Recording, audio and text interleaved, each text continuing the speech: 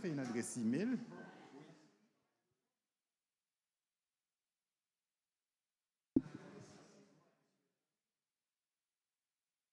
On appelle le micro.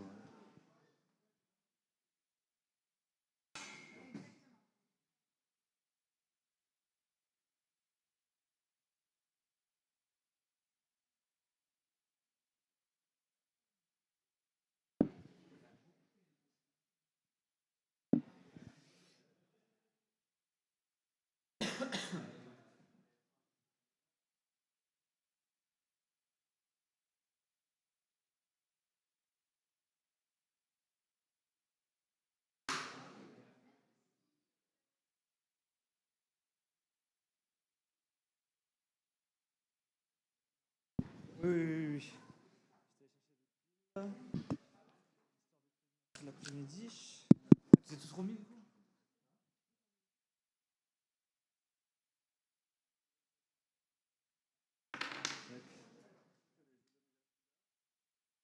Je vais reprendre le champ. Super. C'est le 2.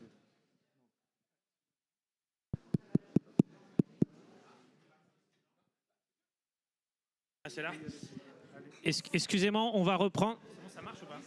Excusez-moi, on va reprendre. Faut que je crie fort. Excusez-moi, on va reprendre. On a déjà 20 minutes de retard. Merci à vous.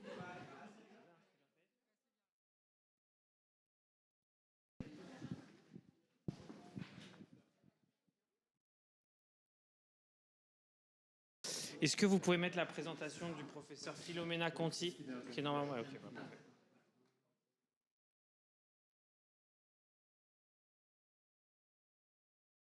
Qui commence. Laser. Il y a un deuxième, il y a un deuxième mic ou pas? Et donc on va changer un tout petit peu le programme. On va commencer par la présentation donc, du professeur Philomena Conti sur le PHRC national en cours sur l'utilisation d'immunothérapie d'anti-angiogéniques dans les CHC post-transplantation hépatique. Philomena. Merci beaucoup. Donc, tout d'abord, merci au comité d'organisation de nous avoir invités à parler de ce PHRC qui nous tient beaucoup à cœur et qui vient de commencer. Et donc, bien sûr, sur l'immunothérapie pour la récidive de CHC après transplantation, qui est coordonnée par Manon Allaire et dont je suis la responsable scientifique. Alors, on en a parlé toute la matinée, mais comme vous le savez, il y a plus de cancers chez les patients transplantés. On le sait, quelle que soit la transplantation, bien sûr, et en particulier pour les cancers cutanés, les cancers viraux induits, mais pas que. Et surtout, en post-transplantation, souvent, quand on découvre le cancer, il y a un stade plus avancé en comparaison à la population générale, et souvent la mortalité est plus élevée, en tout cas avant l'immunothérapie. Et c'est vrai dans toutes les transplantations, mais c'est vrai en particulier, je vous montre ici la transplantation hépatique. D'ailleurs, d'abord parce que c'est mon domaine, mais pas que. Comme on le verra après, c'est en fait qu'on transplante des patients pour carcinome hépatocellulaire, comme vous l'avez déjà vu ce matin, et donc qu'il y a plus de risques de récidive justement de ce cancer. Alors l'immunothérapie est maintenant le standard de première ligne dans de nouveaux cancers, dont également le carcinome hépatocellulaire. Mais malheureusement, les patients transplantés n'ont pas été inclus dans les études de phase 3 pour un risque accru de rejet en cas d'immunothérapie. Et donc on a très peu de données concernant les patients transplantés, et en particulier hépatiques. Alors voici quelques données, l'étude française menée par, étude rétrospective par Eleonora de Martin, qui a regardé un petit peu tous les patients qu'on lui a recensés qui avaient reçu de l'immunothérapie en post-transplantation hépatique. Donc 35 patients dans cette étude rétrospective, 20% dont 20, donc 57% de carcinome hépatocellulaire, ce qui montre que quand même le carcinome hépatocellulaire, eh bien, c'est quelque chose d'extrêmement important. La récidive du carcinome hépatocellulaire, c'est extrêmement important après transplantation hépatique. Mais on voit ici bien d'autres cancers, effectivement. Et quand on regarde eh bien, les caractéristiques des patients, on voit que ces patients ont été traités, en tout cas le cancer a été détecté au moins 3 ans après la transplantation, traité environ 4 ans après la transplantation par cette immunothérapie qui était en général dans cette étude, surtout des anti-PDL1. Et on voit aussi que les patients avaient reçu, au moment de l'immunothérapie, étaient en majorité sous 2 immunosuppresseurs. Alors les patients, il y en a 6 qui ont fait un rejet, ce qui fait 17%. C'est un peu moins que ce qu'on a dans les autres études rétrospectives, mais de ces 6 patients, en fait, 4 sont décédés. C'est l'énorme problème en transplantation hépatique, alors aussi en transplantation cardiaque et pulmonaire, hein, en fait. C'est qu'on ne peut pas retransplanter les patients puisqu'ils ont un cancer et on ne peut pas... ils vont vers le décès si on n'arrive pas à traiter le rejet post-immunothérapie. Une autre étude, juste pour montrer qu'en fait, ça se ressemble, hein, tous les cas qui ont été recensés, ces études un petit peu rétrospectives sur quelques patients. Là, 52 patients, un peu plus que la précédente. Là, c'était surtout du PD1, mais on était au-delà de la 3e ligne de traitement. Et on avait tout type de cancer, mais comme vous le voyez, c'est le CHC, la récidive de carcinome hépatocellulaire, qui était qui comprenait plus de 50% des patients traités. Et là aussi, des traitements immunosuppresseurs plutôt variés. Et puis, ici, 15 patients ont fait un rejet. Donc, on est plus dans ce qu'on a décrit dans les rares études rétrospectives avec quelques patients qu'on a. Et ça fait environ 30% donc, de rejet. Sur ces 15 patients, 7 décès. Ce qui est vraiment beaucoup. Et puis, l'autre chose qu'on peut remarquer, c'est que les rejets surviennent précocement après l'introduction du traitement de l'immunothérapie. Donc, on a réfléchi à tout ça avec Manon, et puis on s'est dit, les rejets, ce qu'on pouvait un peu sortir de ces études, même si on sait qu'elles sont hétérogènes, difficiles à interpréter, on a vu quand même qu'en général, le rejet survient assez rapidement après l'introduction du traitement, qu'il est associé à une mortalité élevée en transplantation hépatique, mais que toutes les données qu'on avait jusqu'à présent sont très hétérogènes, aussi bien sur le type de cancer, la ligne de traitement, le type d'immunothérapie utilisée et le type d'immunosuppresseur. Et donc, on a réfléchi à comment on pouvait utiliser ces médicaments post-transplantation de façon hépatique de façon le plus safe possible pour pouvoir en tirer des conclusions. Donc, quel cancer, quelle ligne, quelle efficacité, comment éviter les patients à haut risque de rejet et quel traitement immunosuppresseur associé. Quelle efficacité? Alors, on n'a aucune donnée en transplantation hépatique, quelques données en transplantation rénale, ici sur des cancers cutanés, et on a montré en fait qu'on avait une meilleure réponse si on associait une immunothérapie. Donc, c'est déjà une piste. Pour nous, c'était un résultat important qui nous dit on a une raison de traiter nos patients, même si on prend un risque.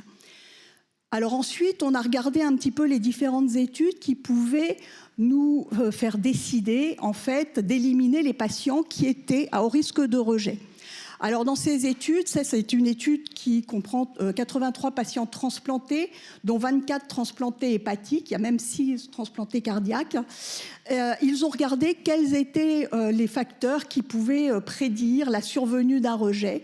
Et ces facteurs-là, c'était un rejet, un antécédent de rejet, mais aussi en fait qui éliminait, là, en tout cas qui essayait de réduire le nombre de rejets, c'était les anticalcinurines, c'était la distance par rapport à la transplantation et une immunosuppression avec différents médicaments, une association de médicaments. Ici, on retourne à l'étude des 35 patients de l'étude française de Eleonora de Martins, et on voit en fait qu'elle aussi, elle a essayé de regarder en fait quels étaient les facteurs qui pouvaient prédire la survenue de rejet. Donc elle a comparé les patients qui ont fait un rejet à ceux qui n'ont pas fait de rejet.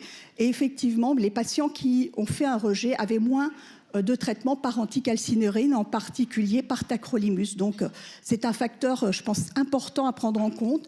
Et il y a aussi une tendance au nombre d'immunosuppresseurs. Donc ça aussi, je pense que c'est quelque chose qu'il faut se rappeler. Donc, pour faire le point de ces quelques études imparfaites et avec très peu de patients, on pouvait tout de même dire que qu'il fallait faire très attention aux patients qui avaient eu un antécédent de rejet aigu, on parle de rejet aigu cellulaire ici, qui avaient une transplantation hépatique récente. D'autre part, il était intéressant d'utiliser en tous les cas des anticalcinurines et des corticoïdes en combinaison et probablement, en tout cas, peut-être aussi des inhibiteurs de mTOR. Alors je vous ai dit, mais on vous en a déjà parlé ce matin, il y a en transplantation hépatique, le cas particulier, c'est quand même qu'une des indications d'environ 40% de nos transplantations, c'est un cancer, c'est le carcinome hépatocellulaire. Alors bien sûr, on sélectionne de façon importante nos patients pour qu'il y ait le moins de récidives possible.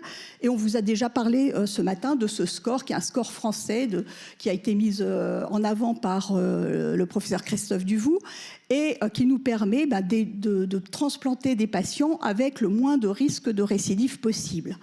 Malheureusement, bien sûr, on a également des récidives de toute façon. Et comme vous l'avez vu, dans les patients traités par immunothérapie, environ 50%, même plus, d'entre eux l'étaient pour récidive du carcinome hépatocellulaire.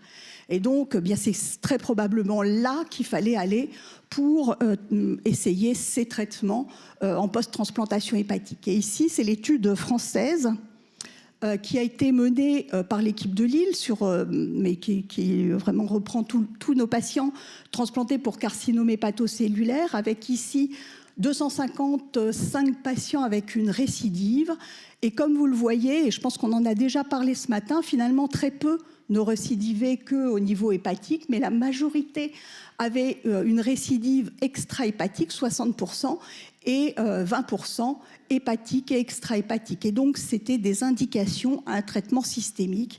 Donc, 80% des patients qui récidivent leur carcinome hépatocellulaire récidivent dans une forme qu'on ne peut pas traiter, qu'on ne peut traiter que par traitement systémique.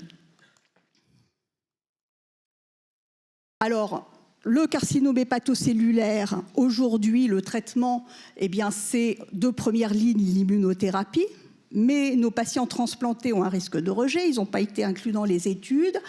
Et actuellement, les recommandations qui sont récentes, les recommandations de la FEF, disent qu'il faut les traiter par TKI et qu'il faut switcher à faire une conversion aux inhibiteurs de mTOR. Alors, si on regarde un petit peu ce qui se passe lorsqu'on traite par TKI de ces patients qui sont en général effectivement convertis aux inhibiteurs de mTOR avec une immunosuppression finalement assez faible, la survie globale n'est pas très bonne. Et surtout, en fait, on a beaucoup d'effets secondaires avec un arrêt de ces traitements assez fréquent.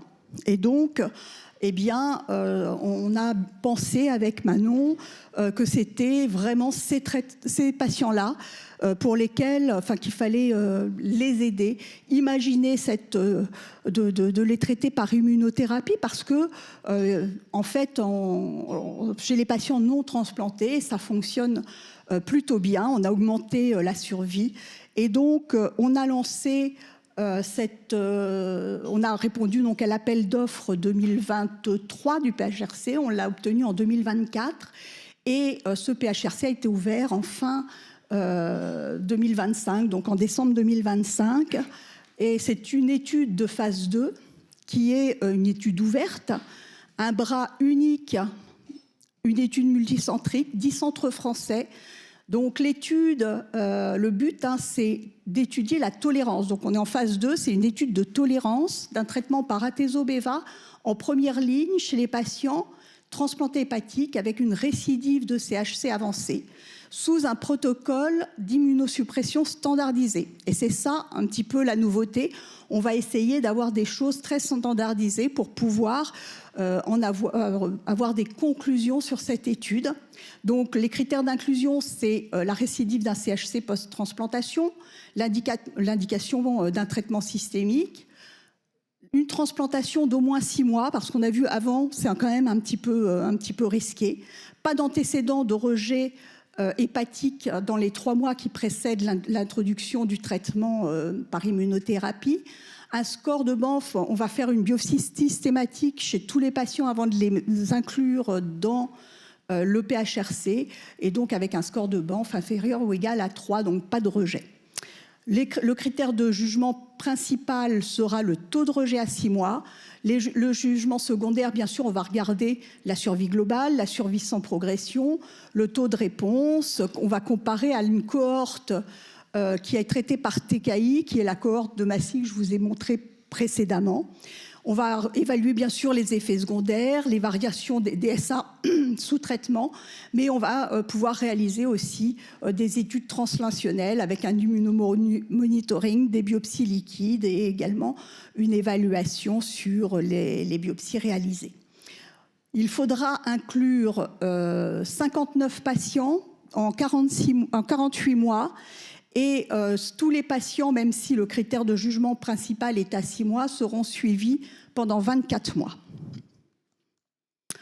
Donc, si on regarde exactement ce qu'on va faire, eh bien, lorsqu'on a notre récidive de CHC post-transplantation, le patient va être présenté en RCP. S'il y a une indication à traitement systémique, on va réaliser la biopsie hépatique. S'il n'y a pas de rejet, on va introduire le traitement immunosuppresseur standardisé qui est composé de tacrolimus avec un objectif entre 5 et 7, en tout cas au début, parce qu'on a bien vu que le rejet, en général, arrivait précocement. On va réintroduire un peu de Celcept au début également pour couvrir les premières injections et des corticoïdes, au moins 5 mg par jour. Et le centre est libre de laisser ou non l'éverolimus si le patient avait été converti à l'éverolimus. Donc à l'inclusion, eh bien, le patient va avoir des cures d'atezo-beva toutes les 3 semaines, ce protocole d'immunosuppression standardisé et des bilans systématiques toutes les semaines au départ. Et puis une imagerie tous les 3 mois. S'il y a une suspicion de rejet, on arrête le traitement et on réalise une biopsie. S'il y a une progression, on arrête le traitement, discussion RCP, on décide ce qu'on doit faire. Et s'il y a une stabilité ou une réponse radiologique, on poursuit le traitement. Voilà les différentes études ancillaires qui peuvent être faites.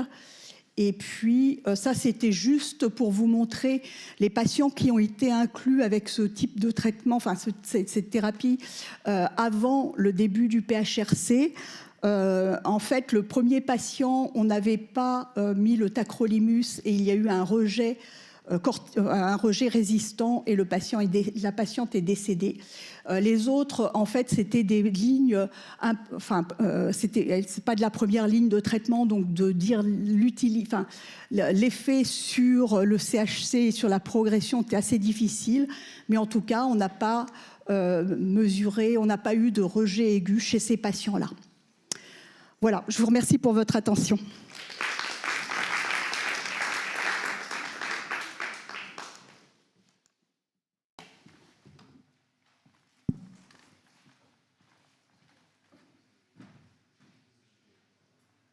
Merci beaucoup. Petite question, c'est vrai quand on découvre un cancer chez un patient transplanté, on a tendance à alléger l'immunosuppression. Là, le message avec l'immunothérapie a l'air d'être plutôt inverse. Est-ce que vous avez des cas, par exemple, où en effet on évite le rejet, mais est-ce que ça ne s'associe pas à une moins bonne réponse anticancéreuse ? Très certainement. Hein. Je pense qu'effectivement, on ne peut pas s'attendre à avoir les deux côtés de l'effet. Donc, mais on pense que l'immunosuppression forte est importante au début. Je pense que les anticalcineurines sont indispensables. Et je pense qu'après, peut-être, on pourra rediminuer au fur et à mesure. Mais je crois que le rejet est important au début. Et je crois que le message, pour l'avoir vu sur nos patients, c'est que le rejet peut être extrêmement résistant et aller très, très vite. Mais je pense que dans un premier temps, il faut répondre à cette question-là pour pouvoir répondre ensuite et ajuster pour voir un petit peu les effets sur la progression, effectivement.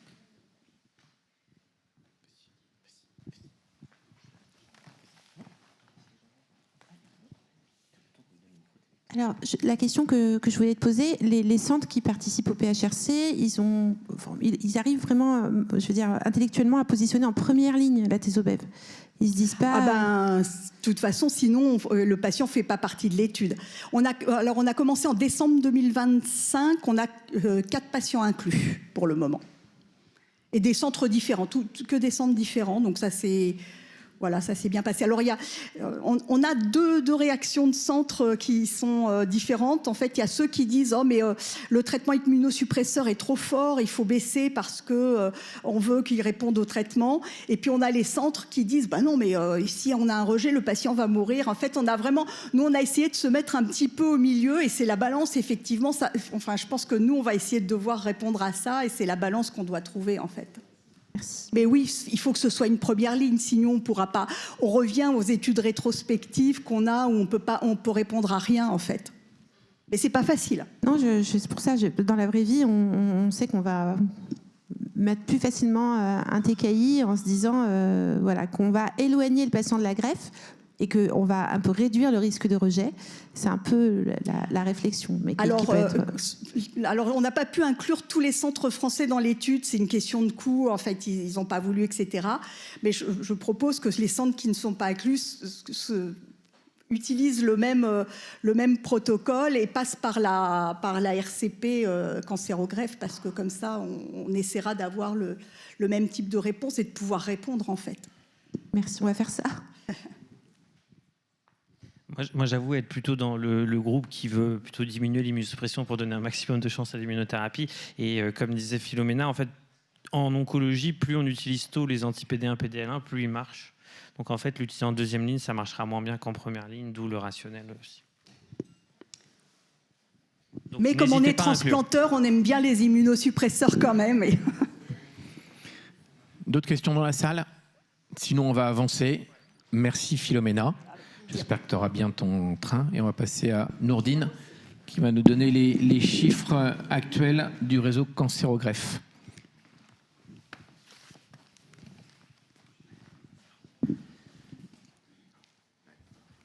Tout le monde, merci Sylvain, merci pour tous les présents aujourd'hui dans cette salle-là.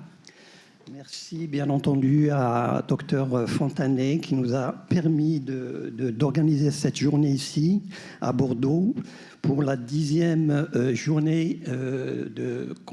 Ça, c'est pas ma diapo, celle-là. Oui, de l'intervention.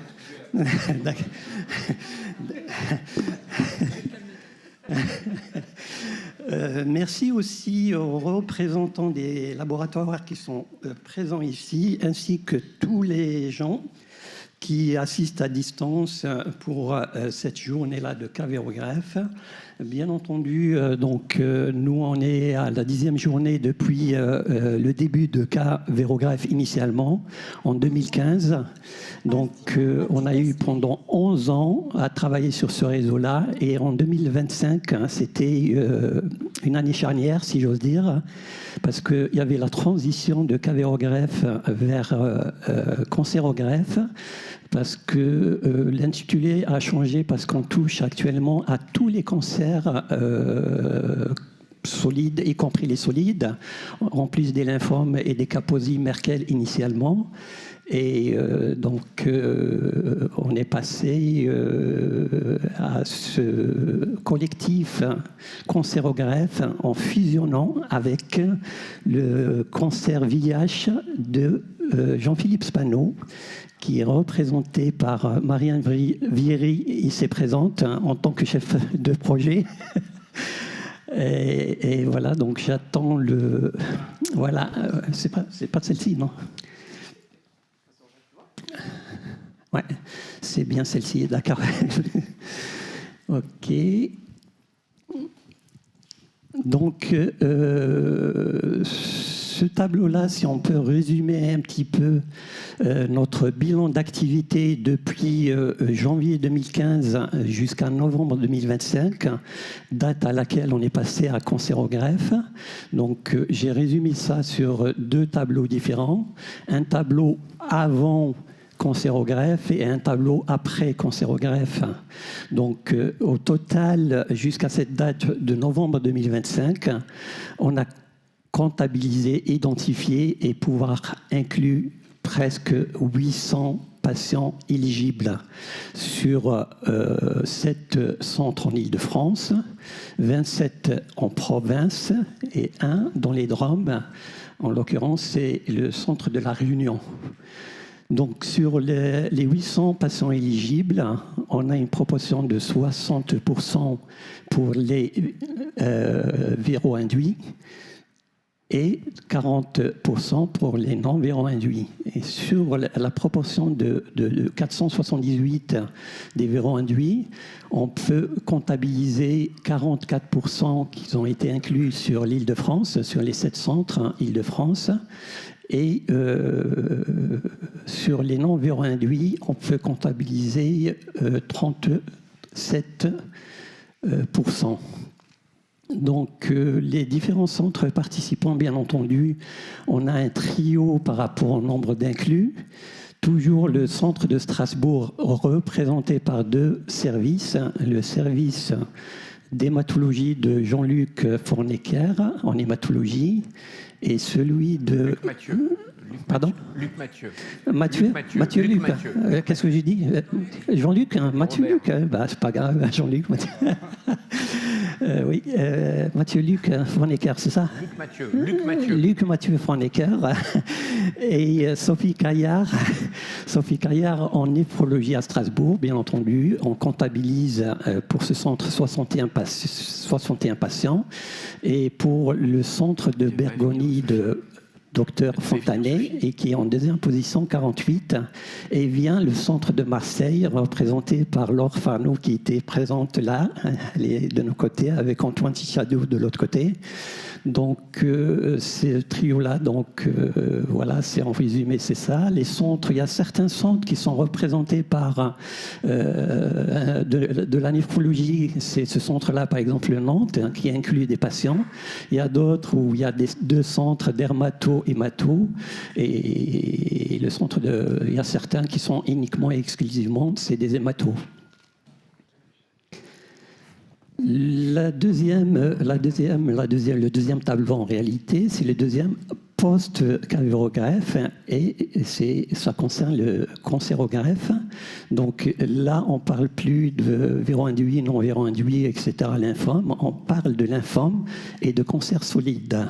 Donc on a comptabilisé 119 patients depuis décembre jusqu'au mois de mai, début du mois de mai, dont 70% sont des lymphomes et 30% sont des cancers solides.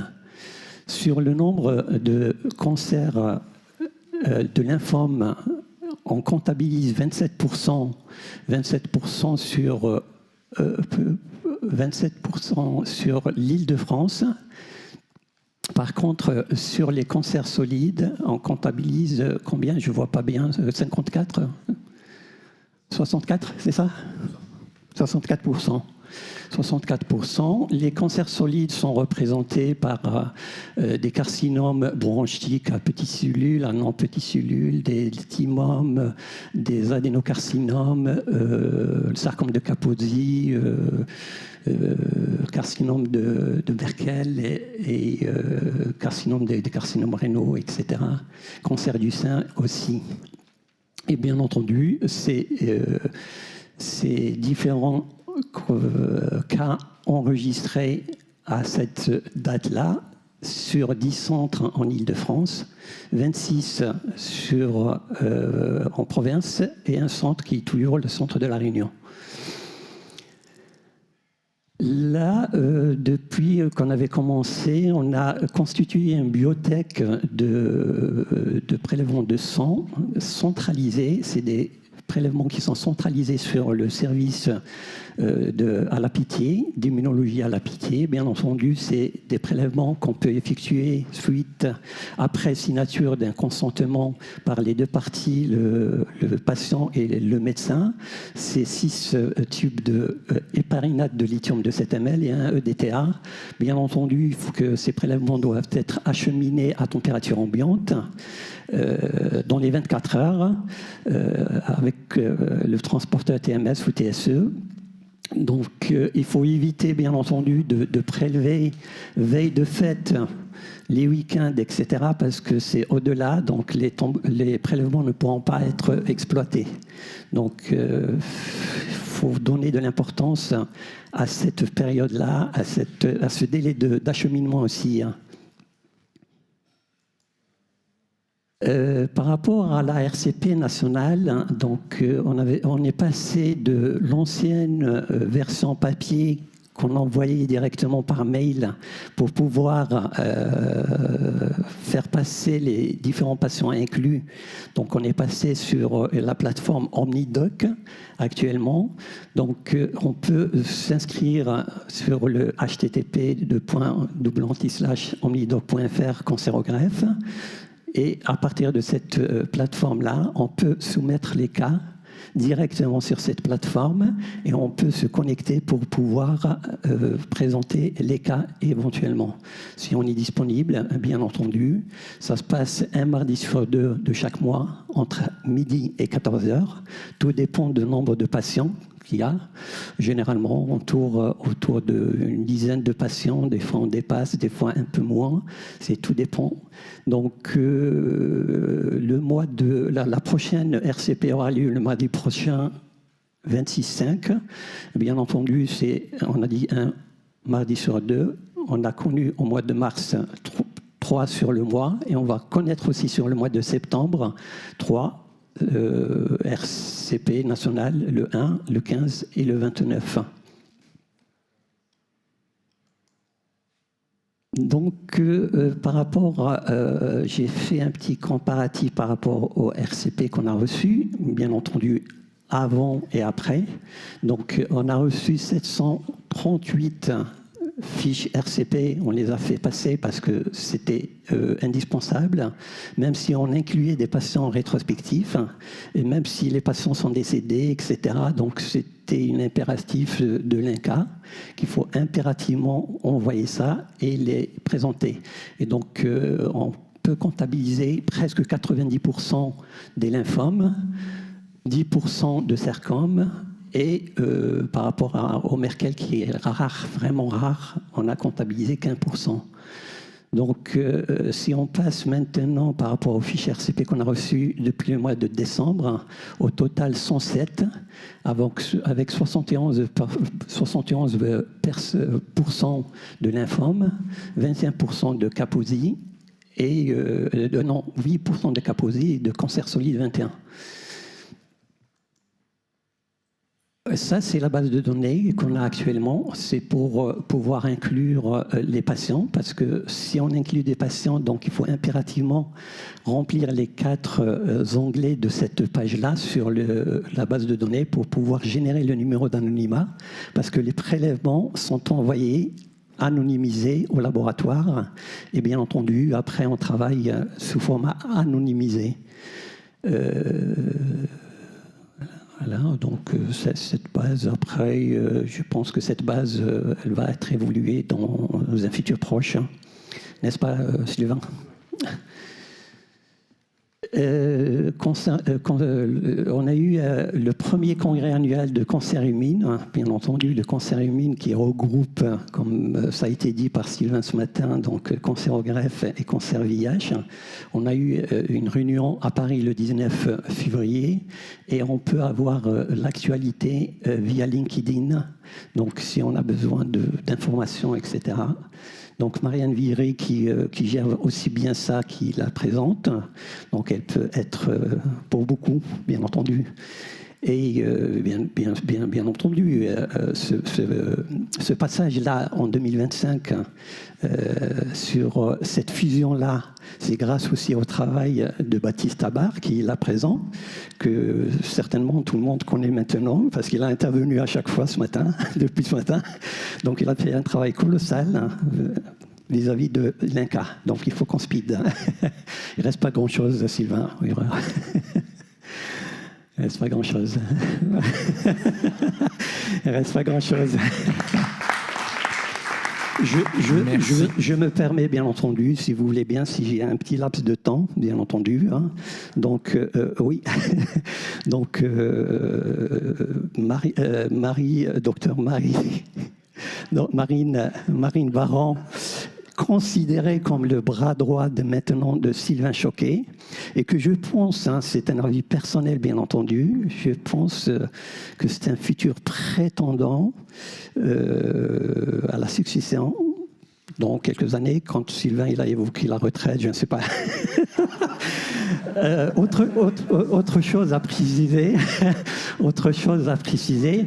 Non, parce que c'est des faits marquants en toute sincérité. Hein. C'est des faits marquants à souligner, je pense. À mon avis, il faut souligner. Il y a un médecin qui s'appelle docteur Émilie Corvillain de Saint-Louis, pathologie. Elle a fait un travail exceptionnel. En une année, elle a pu identifier et inclure presque 90%, pas pour cent, 90 patients. C'est ce qu'on a pu faire nous pendant presque 10 ans. Donc sincèrement, ça mérite des applaudissements pour elle. Parce que, en toute sincérité, c'est du jamais vu depuis qu'on avait commencé en 2015. Et je vous remercie encore une fois. Merci Nourdine. Je ne sais pas si vous avez des remarques à me faire. N'hésitez pas à la pause café si on réussit à faire la pause café. Mais là, vraiment, on prend du retard. Donc, on va devoir passer à la suite. Alors, dès que je meurs, donc c'est Marine qui prend la suite. On a bien compris. On va essayer de passer à la présentation suivante qui s'appelle CAM.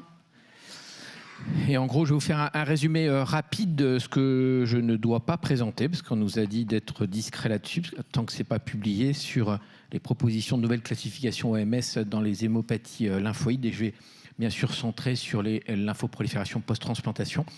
Donc le petit historique, c'est qu'on suit beaucoup l'OMS en hémato, mais il y a aussi une autre classification qui a été également faite en 2022 pour des petites histoires visiblement humaines où tous les grands anapathes n'avaient pas été sélectionnés pour l'OMS, donc ils ont fait leur classification à part. Et il y a des différences.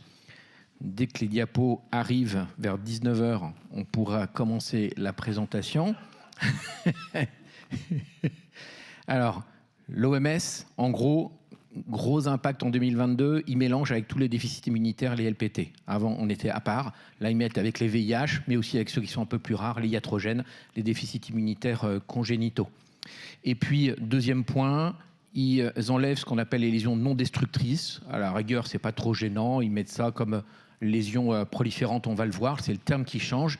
Et puis, ce qu'on appelle les monomorphiques depuis des années, depuis les premières descriptions de LPT, ils appellent ça maintenant les lymphomes non-Hodgkiniens. Ça peut ou pas? Non. CAM. Ça s'appelle CAM, mais ça ne va pas être stupéfiant. Tout le monde n'a pas saisi. Vous aurez l'abréviation. Et puis l'autre classification, elle suit quasiment ce qu'on avait dans l'OMS précédente, donc il n'y avait pas beaucoup de changements. Après, comme organisation, donc c'est la fac de Chicago qui organise ça. Il y avait une majorité d'Américains, ensuite c'était l'Allemagne, et puis ensuite les Français, les Italiens qui étaient les plus représentés. Donc, vous voyez, CAM, ça veut dire ça, en fait, Classification Advancement Meeting. C'était donc à la fac de Chicago, l'hôtel à gauche, le bâtiment où on travaillait, nous, au premier étage, et le resto au dernier étage avec une super vue sur la ville. C'était sympa, on ne s'est pas embêté, c'était sur 3 jours. Ça, c'est l'OMS dont je vous ai parlé. Donc, il mélange LPT et VIH. Il y a les formes hyperplasiques qu'on appelait non destructrices avant. Les formes polymorphiques dont on va reparler. Les ulcères cutaneo-muqueux qui étaient mis à part, EBV+, ils les mettent dedans, là, dans cette nouvelle classification. Et puis ce qu'on appelait les monomorphiques, les lymphomes. Donc ça, c'est la forme folliculaire, on voit bien les follicules. Les formes avec plein de plasmocytes. La forme polymorphe, petite, moyenne et grande cellules. Les ulcères cutaneo-muqueux, qui sont parfois diagnostiques différentiels un peu difficiles, qui sont essentiellement soit sur la peau, soit dans la bouche ou le tube digestif. Et puis les lymphomes, c'est vraiment le même aspect qu'on a chez l'immunocompétent. Donc voici les modifications. Avant, les LPT étaient à part, c'était le jaune. Et puis ça va être réparti en forme hyperplasique pour les non destructrices. Les polymorphes, ils restent en polymorphes. Et les monomorphes, ils deviennent lymphomes.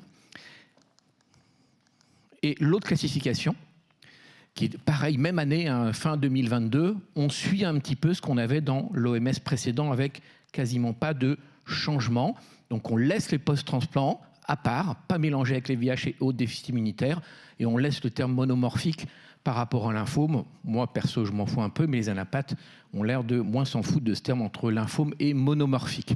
Alors l'organisation, que ça soit de l'immunocompétent, du myéloïde ou du lymphoïde. Donc, il y avait des sous-groupes pour chaque grande pathologie hémato. Et nous, on était dans le groupe 16 pour PTLD et déficit immunitaire et iatrogénique. Donc, il y a essentiellement des pathologies, parce que c'est quand même pour faire la nouvelle classification OMS, une seule classification. Il y avait 3 cliniciens, dont un qui n'a pas pu participer. Donc, les 2 cliniciens, un Belge et un Français.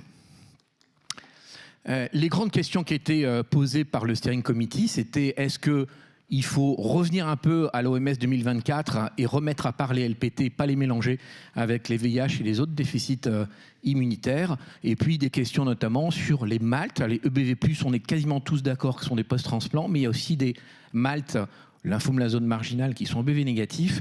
Et la question, c'est de savoir est-ce qu'on les met dans les LPT ou est-ce qu'il faut attendre.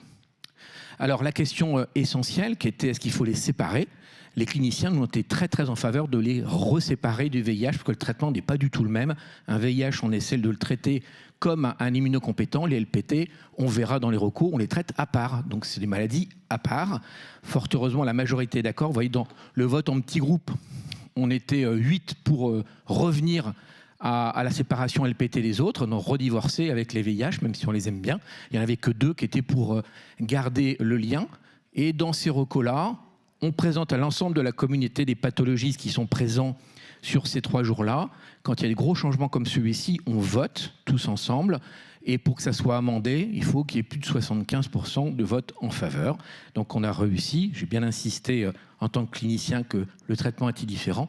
Donc c'est passé, on reviendra donc dans la future classification LPT à part.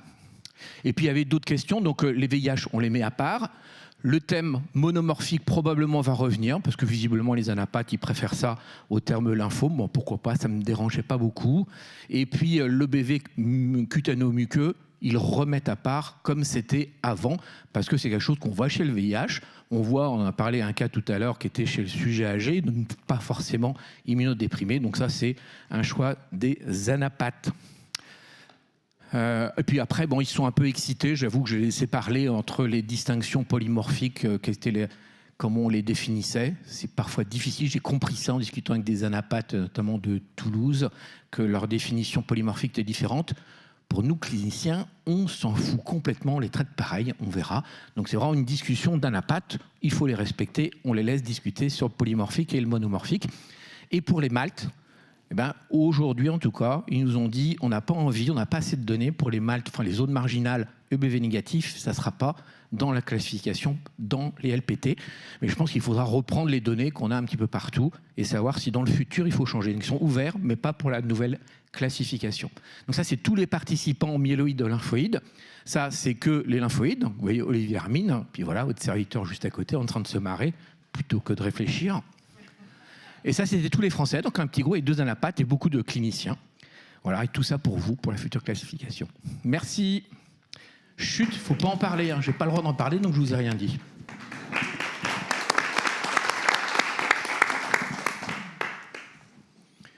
Madame Marine Baron, donc, qui va me succéder quand je serai mort.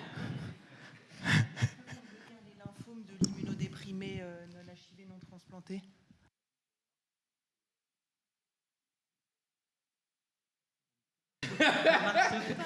Tu lui mets des embrouilles comme ça. Que deviennent dans la nouvelle classification les lymphomes de non HIV non transplantés? En fait, dans la classification, il y aura lymphome de l'immunodéprimé, LPT, VIH, autres types, iatrogènes, et puis déficits congénitaux notamment qui seront à part. Donc ça sera une grande famille, mais il y aura une sous-division vraiment très particulière.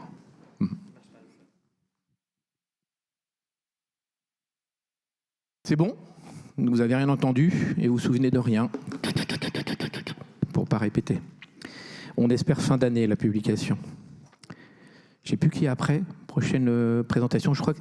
Ah oui, Antoine Tichadou qui va nous faire 2 topos. Un pour représenter un petit peu toute l'anapathe que l'on a dans le registre. Voilà, c'est sur beaucoup de patients et c'est passionnant. Et dans la foulée, il fera brentuximab vedotin dans les LPT.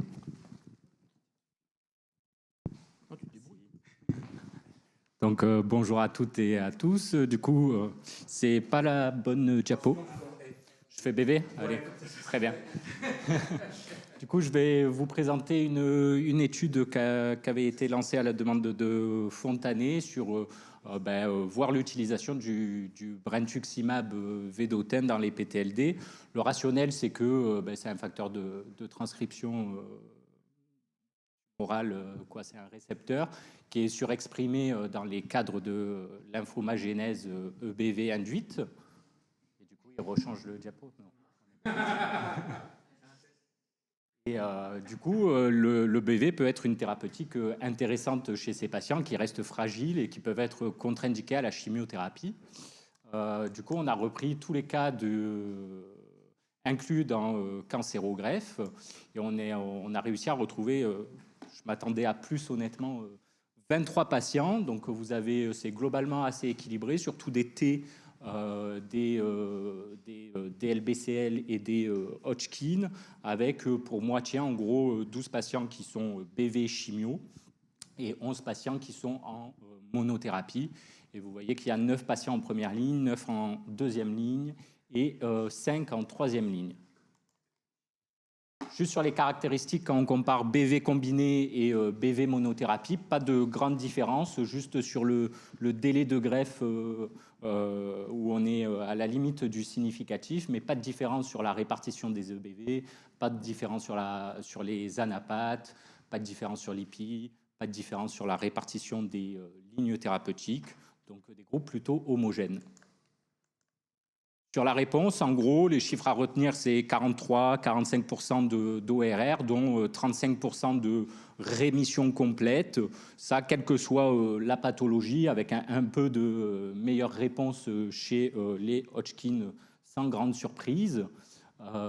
Et surtout, avec le BV combiné, quand même, BV immunochimiothérapie fait mieux lorsque c'est possible. Là, c'est le swimmer plot. En gros, on voit toutes les réponses, hein, et c'est ce qu'on va voir sur les images prochaines sur les courbes de survie. Donc déjà, la première ligne, c'est quasiment du lymphome T, que du lymphome T, ce qui est logique chez les CD30+. Il y a un Hodgkin, si je me souviens bien, ouais, le dernier, tout à fait. Et ensuite, ça va être du Hodgkin en deuxième ligne principalement, et puis sinon du B monomorphique, en troisième ligne. On voit très bien que les patients, lorsqu'ils sont en rémission complète, la rémission complète, elle perdure. Sinon, ils décèdent généralement très rapidement. Les courbes de survie, donc chez les patients, donc là, c'est tous ceux qui ont eu du BV à partir du moment où ils ont reçu le BV. Hein, c'est la survie à partir de la mise en traitement, qu'il soit première, deuxième ou troisième ligne. Une OS médiane de 23 mois, une médiane de suivi de 32 mois, une PFS qui est très faible à 3,4 mois dans mes souvenirs. Le BV combiné, la monothérapie, donc BV immunochimiothérapie fait mieux. Pour la PFS aussi, et surtout, je pense que un des messages le plus importants, c'est que les patients qui ont répondu, qui ont été mis en rémission complète, la survie à 2 ans avec une médiane qui était un poil plus petite à 30 mois, il me semble, de suivi, sont guéris. Un seul décès pour une autre cause, c'était pas de progression dans le groupe rémission complète, qui est survenu à 34 mois, si je dis pas de bêtises. Voilà pour BV avec les messages principaux. 34% de RC chez des patients qui sont considérés guéris s'ils sont répondeurs complets, avec le fait de privilégier plutôt le BV chimiothérapie lorsque c'est possible chez ces patients. Merci Antoine. Alors, ce sont des petites séries, mais ce sont des malades qui sont très rares, donc c'est très utile pour nous pour le futur. Puis c'est un traitement qui, contrairement aux chimio combinés des oncologues qui sont mal tolérés, nous, il est bien toléré. Donc, on peut le donner à ces patients qui sont fragiles. Question chimio associée. Alors, évidemment, ça ne va pas être la même sur le Hodgkin, mais dans les lymphomes, tu sens quelque chose qui ressort plus. BV, CHP. CHP en première ligne, en ce cas-là. Et dans les rechutes souvent, ou alors, après, pas mal de BV Benda, que ça BV soit Benda. Hodgkin ou Ok. Et question de tolérance? Tolérance, alors moi j'ai pas refait le point de tout ce qui était toxicité par dossier, puisque là c'est vraiment la base de données, donc il y a que les patients des centres où j'ai pu voir, il n'y avait pas de mortalité liée à la toxicité, en tout cas là, sur ces 23 patients. Et pas de signal neuropériphérique, Non. Comme on l'a décrit chez le VIH, ça semble Dans pas ceux être le que j'ai cas. vus, pas les 23, mais dans ceux que j'ai vus, pas de neurotoxicité. J'ai 3 petites questions rapides. Même si la cohorte est petite, est-ce qu'on a des facteurs qui prédisent entre répondeurs et non-répondeurs de savoir quels vont être... C'est pas fait. Ensuite, est-ce que vous êtes revenu sur l'intensité de marquage immunohistochimie CD30 sur les biopsies? Non. En fait, dans l'inclusion cavirogreffe et cancérogreffe, c'est l'anapathe du centre. Donc, moi, ils me mettent sur l'anapathe que c'est CD30+. Je considère CD30+. En plus, ils le mettent rarement dans l'histologie, dans les RCP de manière générale. Donc, toutes ces données sur 750 patients à récupérer, c'est important. Et dernier point, c'est sur l'association BV et Benda. En fait, c'est à la fois intéressant parce qu'on sait que ça marche très bien. Mais la Benda, c'est un super immunosuppresseur. Et donc, c'est aussi contre-intuitif de savoir qu'à la fois ça marche bien dans le tumoral, mais que ça expose pas au risque de récidive ou d'autres cancers. Il y a des données là-dessus ou... Honnêtement, il y a trop peu de patients. Même là, 23 des facteurs pronostiques, c'est difficile comme message. Après, il y a eu le papier du JCO, là, tu sais, où ils ont fait Ritux, Lena Ritux et BV. BV. BV. Effectivement, il fallait juste être positif parce que 1% d'expression du CD30 suffisait. Et finalement, c'est fait sur des immunocompétents, ça marche plutôt pas mal. Mais nous, dans l'expérience localement, on n'a pas de toxicité particulière. En effet, c'est bien toléré. Après, il y a moins d'entretien aussi de fait sur le BV. Ouais. Ils font FICUR, basta. Exactement. Il y avait peu de patients avec de l'entretien. Alors, après, pour reprendre l'immunosuppression, ce sont des patients, alors sauf les premières lignes lymphome T ou les Hodgkin, mais quand c'est des rechutes, et ils ont résisté à la baisse de l'immunosuppression et première ligne, nous, ça ne nous dérange pas que le transplanteur il réaugmente l'immunosuppression. On va vraiment compter plus sur le traitement immunochimio que sur l'immunosuppression. Je me demandais s'il n'y aurait pas un intérêt, dans la mesure où on ne peut pas leur mettre du lénalidomide à ces patients-là, d'associer le BV au Ritux, par exemple, tout simplement. Après, je vous montrerai les données comparaison RSTT chimio. Globalement, la publi BV Ritux, c'est 70% de réponse complète d'ORR dans mes souvenirs. avec un peu plus de réponses complètes par rapport au Ritux seul en monothérapie. Par contre, beaucoup plus de toxicité, de neutropénie, etc. Et finalement, quand on regarde les données RSTT que je suis en train de traiter pour un article, on est kiff-kiff, avec moins de toxicité.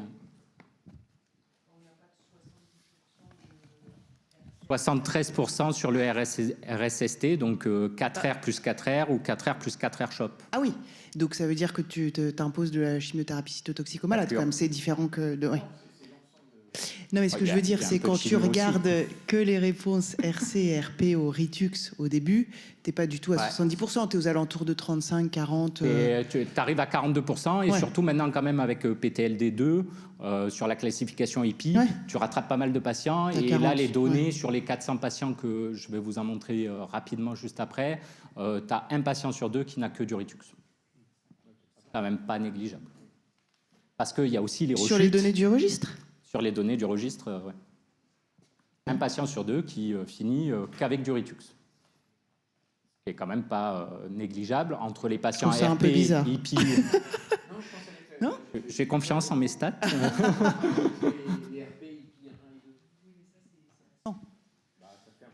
Au final, entre les patients fragiles, etc., et même tu as des patients qui étaient IPI supérieur 3 qui ne pouvaient pas avoir de la chimio, qui ont eu du R, ça, tu es à 30-40% de RC quand même chez CRP, VS 60-70% chez les IPI inférieurs à 3 qui reçoivent du Ritux.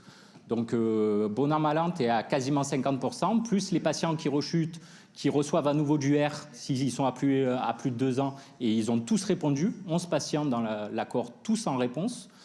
Au final, tu es à quasiment 50%. Je crois que les chiffres, c'est 48 exactement. J'ai pas tout mis, hein, parce que sinon, il y a beaucoup de diapos. Du coup, on est passé à la première.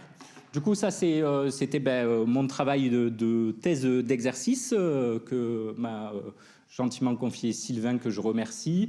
J'avais présenté à l'époque 545 patients de mémoire. J'ai mis à jour la base de données au 1er décembre 2025 et donc on est arrivé à 764 patients inclus initialement. On est à 750 PTLD, 14 patients exclus. Le plus souvent, c'est soit des autogreffes qui ont été inclus, soit des rechutes de lymphome chez des patients qui ont été greffés pour un lymphome de Hodgkin déjà par exemple. Donc je l'ai fait exclu et il y a un PEL qui était inclus. Émilie, que j'ai exclu également. Du coup, 750 PTLD, avec une majorité de systémiques, évidemment, 22 patients qui sont cérébrales et systémiques, et 113 primitifs cérébrales, ce qui représente à l'heure actuelle la plus grosse cohorte. Voilà. Principalement des lymphomes et surtout des B diffus à grandes cellules. Et la deuxième entité la plus représentée, c'est les polymorphiques. Et pour les cérébraux, c'est que des cellules originaires B, avec une majorité de BV qu'on va revoir ensemble après. Les histologies, je passe. Ça, c'est une heatmap où on voit, où vous avez à la fois donc, toutes les formes anapathes, au-dessus les colonnes, ou si vous voulez, je vais y arriver, les ordonnées. J'y arrive. Les anapathes par organe avec les multi-organes. Ah oui.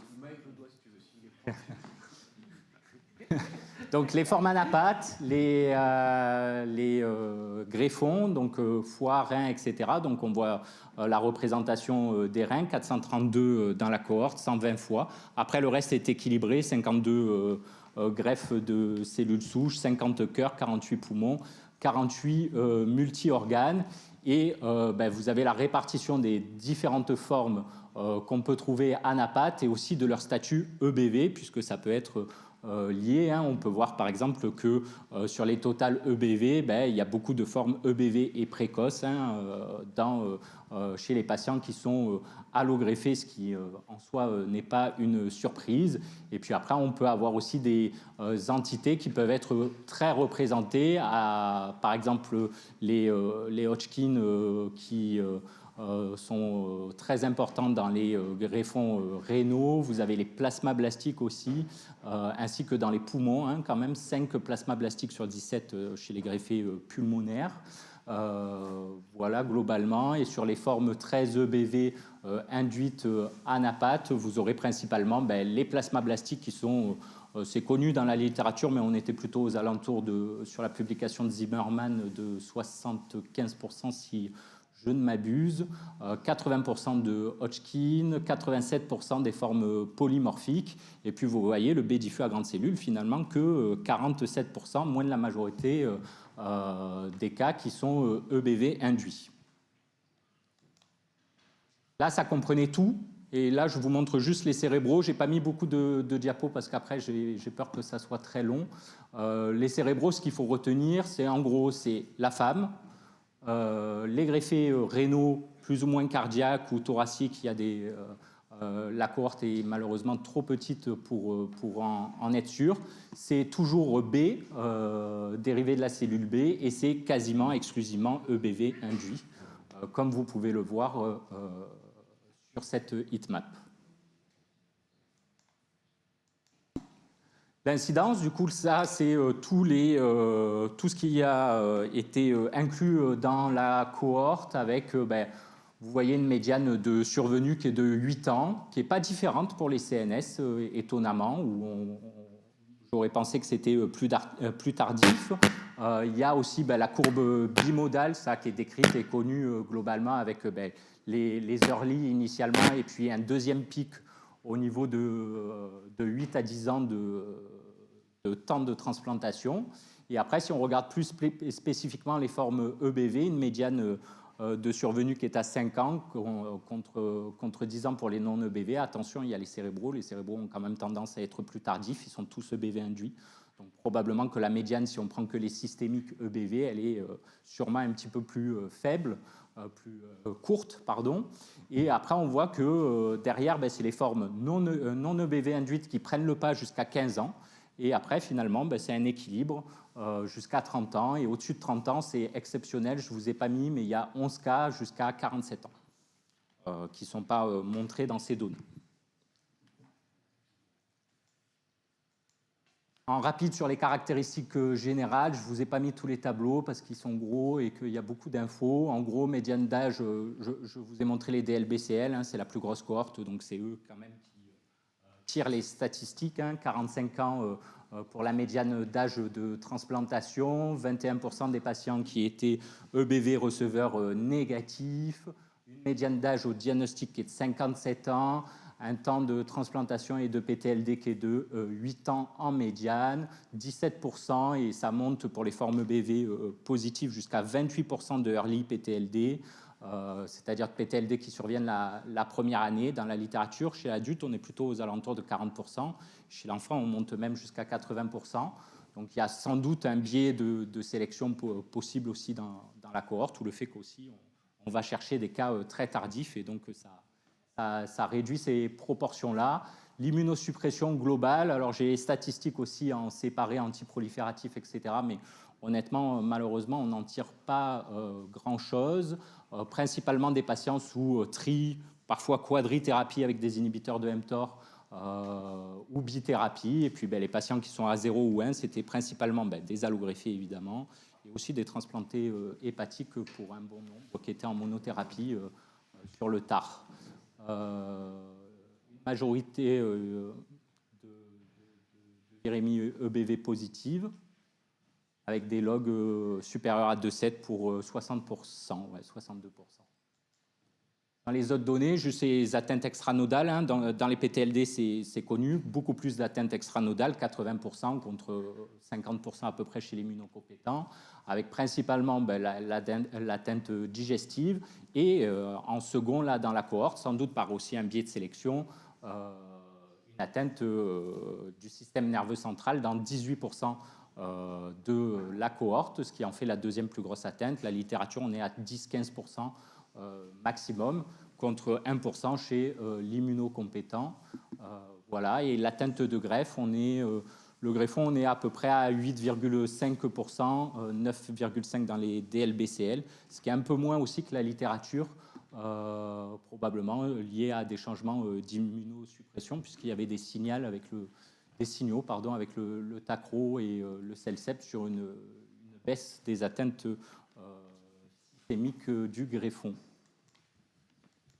Les survies, je suis désolé, c'est pas très joli avec les intervalles de confiance. En gros, pas de grande différence, surtout les poumons qui ont une médiane de survie plus faible, mais là, c'est tout décès, hein, donc que ça soit progression, etc. C'est vraiment de l'OS pur, qui sont sans doute plus fragiles liés à leur greffe au vu des données qu'on a eues ce matin. Pas de grande différence, en tout cas, ça n'impacte pas tous les résultats qu'on peut avoir sur les thérapeutiques ou de manière très faible. La courbe verte est les greffes, les allogreffes, pardon, et la courbe bleue, c'est surtout les greffons rénaux. La médiane de survie, la médiane de PFS pour les patients. Donc là, c'est les patients tout venant, donc CNS aussi, hein, puisque ça va jouer sur le pronostic, mais comme ça vous donnera des chiffres sur les médianes. On est à 82 mois de survie globale, tout PTLD confondu, à 10 ans de suivi. Avec une médiane de suivi, on est à 66 mois. Donc on est quasiment à 6 ans de médiane de suivi, ce qui est plutôt pas mal. Si on prend que les systémiques, tout PTLD confondu, on est à 121 mois de médiane, donc plus de 10 ans de médiane de survie. Ça, comme information pour les patients lorsqu'ils le demandent, je pense que c'est une info importante. Juste sur le CNS, sans surprise, hein, comme chez l'immunocompétent, c'est moins bon d'avoir un primitif du cérébral ou d'avoir une atteinte systémique et cérébrale avec des médianes qui sont nettement plus courtes, aux alentours de 24 mois pour les CNS. Quelques facteurs pronostiques, je ne les ai pas tous mis. L'IPI qui marche très bien, le PS aussi qui marche très bien et qui est aussi un facteur important dans la multivariée sur le traitement. Tous les facteurs de l'IPI fonctionnent, à part le stade Ann-Arbor, puisqu'il y a beaucoup d'atteintes multiviscérales à 80%. Donc ça sort pas significatif. Et sinon, tout ce qui est LDH, âge, etc., PS, nombre d'atteintes extra-ganglionnaires sort très, très, très significatif.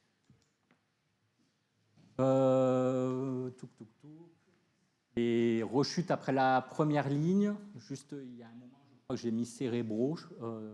Ça, c'est toute la cohorte. Donc, la survie après rechute, ceux qui rechutent évidemment ont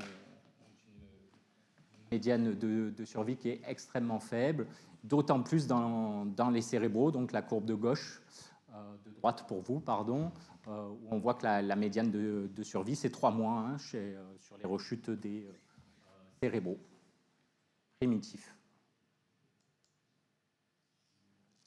Ça, c'est assez connu, mais c'est toujours bien de le remontrer, je pense. Pas de différence hein, sur la survie de l'EBV. On voit même que l'EBV positif, on a l'impression, fait un peu moins bien que l'EBV négatif, mais c'est parce qu'il y a les formes cérébrales dedans, et comme elles sont toutes EBV positives, c'est pour ça que la courbe est un petit peu en dessous.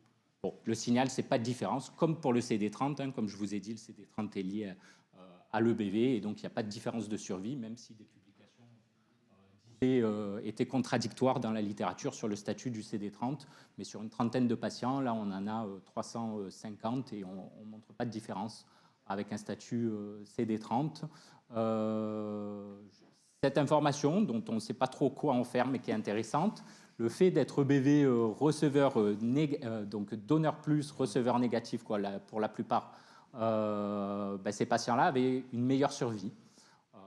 Alors, c'est des patients généralement qui sont plus jeunes, sans surprise, qui ont généralement plus de formes EBV induites et qui ont plus souvent reçu du rituximab en monothérapie. C'est peut-être l'effet d'attitude de traitement vis-à-vis de ça. Mais bon, même en multivarié, ça sort. Donc, il y a peut-être l'objectif, ça sera de récupérer toutes ces données, puisqu'elles sont disponibles que pour à peu près 50% de la cohorte. Même si je pense que celles qui ont été perdues, c'était des plus R+, sans qu'il y ait trop d'intérêt. Sur les projets, du coup, sur l'article qu'on écrit sur la comparaison donc en vie réelle parce que ça n'a pas été directement fait dans les essais. Les groupes traitement séquentiel, donc 4 rituximab, TEP scanner, CRC, RP, IP inférieur à 3, Ritux monothérapie de complément, voire que 4 Ritux. Les Espagnols font ça, par exemple. Soit on reçoit 4 cures de chimiothérapie avec des patients dans la cohorte qui ont eu directement de la chimiothérapie. Donc en gros, 316 patients RSTT, c'est que des formes B. On a exclu les burkites, on a exclu les lésions précoces évidemment, on a exclu l'atteinte cérébrale, on a exclu les CD20 neg. Et voilà globalement. Et 110 patients dans le groupe chimiothérapie. Globalement, donc c'est ce que je vous disais, après la première ligne, dans le RSTT, 73% de rémission complète, même, pardon, c'est même pas l'ORR, 35% de décès, contre 54% dans le groupe chimiothérapie, sans forcément qu'il y ait plus de toxicité immédiate. En tout cas, on ne le met pas en évidence sur les analyses. En multivarié, ça ressort aussi encore en score de propension, ça ressort en 1 pour 1, en 2 pour 1, c'est-à-dire quand on apparie le groupe chimiothérapie avec le groupe Ritux que mono et le groupe Ritux et AirShop. Dans tous ces cadres-là, ça ressort. Les deux données importantes à retenir, je pense, c'est quasiment 50% des patients qui vont dans le groupe RSTT ne recevront jamais de chimiothérapie si on les traite d'abord par du Ritux. Et il faut à peu près 6 patients dans le groupe RSTT pour gagner un patient vivant par rapport au groupe chimiothérapie. Donc c'est plutôt des bons chiffres. Je ne sais plus ce que j'ai mis après. La courbe de survie en comparaison, avec un petit p qui est limite, mais qui sort plus fort en multivarié, du RSTT vs chimiothérapie.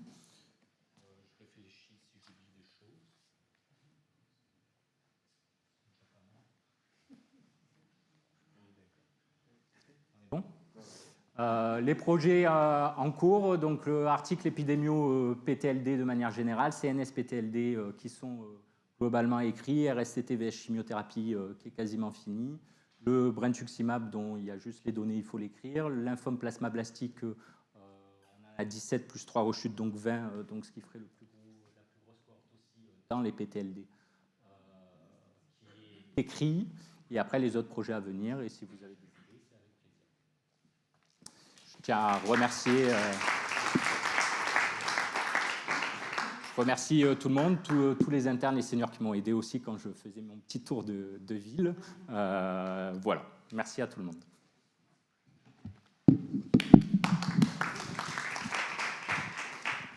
Merci Antoine, c'est un énorme travail. Il est allé dans pas mal de services pour affiner et compléter la base de données parce que tout n'était pas rempli à l'intérieur.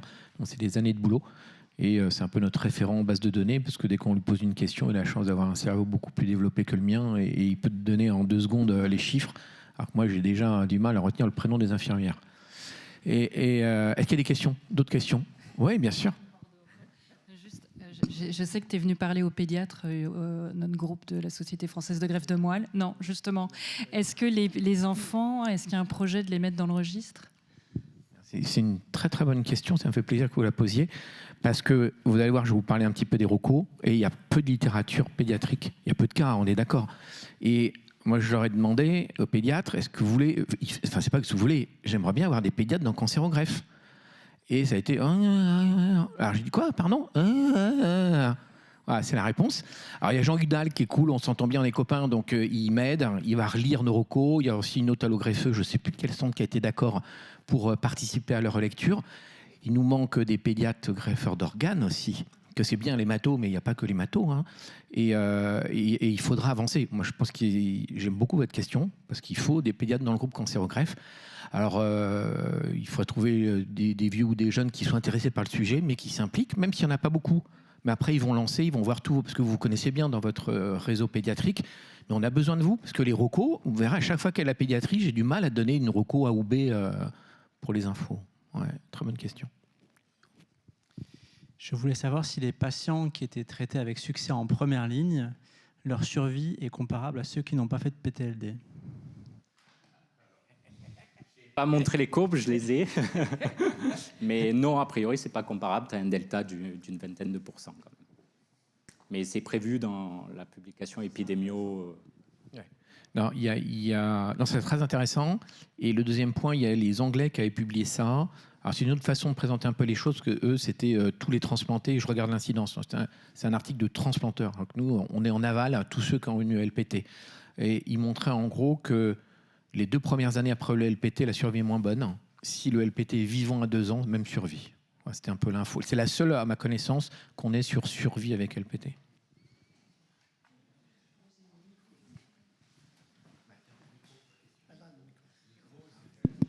Ceux qui ont reçu de la chimio d'emblée, c'était des très tardifs, c'est ça? Alors, c'est plutôt effectivement le cas. Déjà, tu as une meilleure médiane de suivi. C'est des gens qui étaient plus anciens, même avant les publications, puisqu'il y a des inclusions rétrospectives aussi. Et c'est aussi lié à l'attitude. C'était pas une règle. Donc, les centres faisaient comme ils voulaient. Et donc, en fait, l'attitude de traitement classique, c'est un patient qui fait un B-diffus à grande cellule tardif, non EBV induit, où on peut moins bien manager généralement le traitement immunosuppresseur parce que il a déjà plus que 2 ou 1, il est déjà très faible à des années de sa greffe.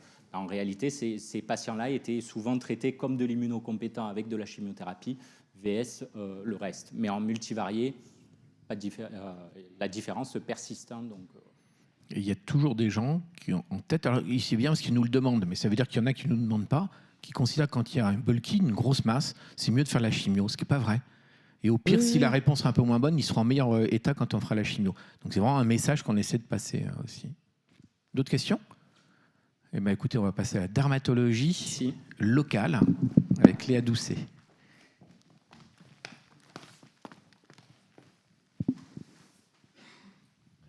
Bonjour à tous.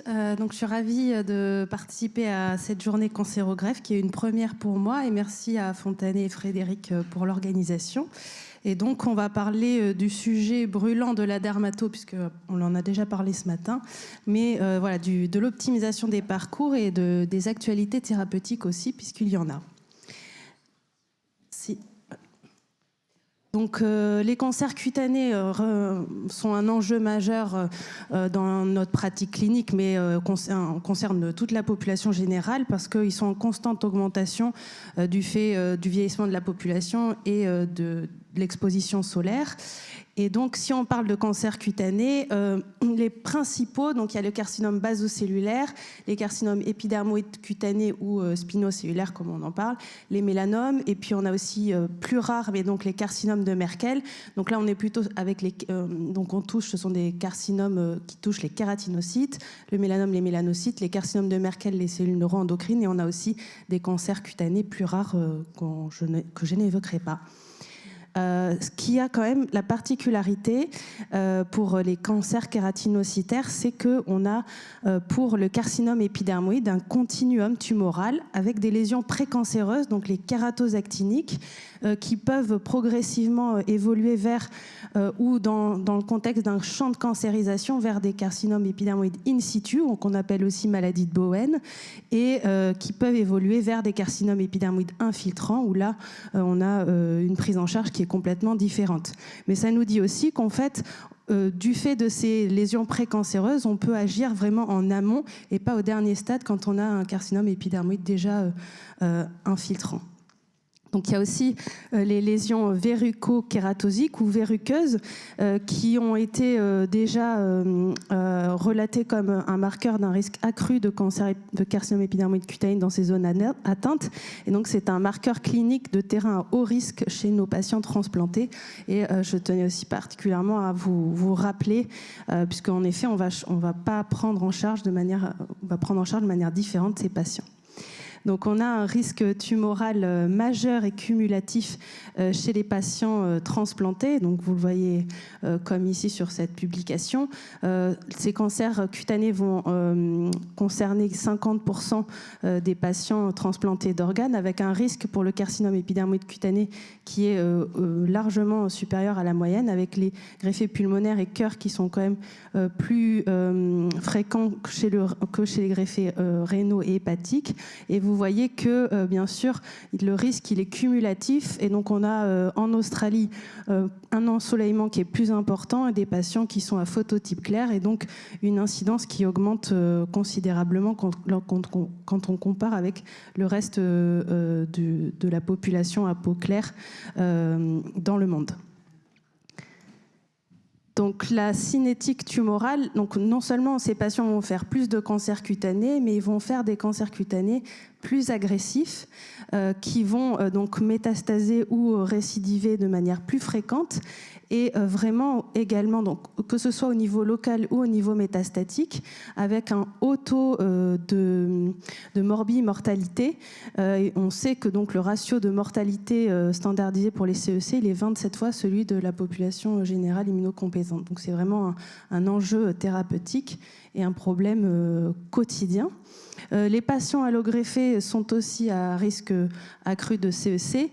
Dans cette étude rétrospective, donc, ils avaient vu que le fait d'avoir une LLC, une GVH chronique, une immunosuppression prolongée, un CEC avant l'allogreffe et une exposition solaire importante faisait partie des facteurs de risque chez les patients allogreffés de développer des carcinomes cutanés, donc plutôt des carcinomes kératinocytaires CBC et CEC.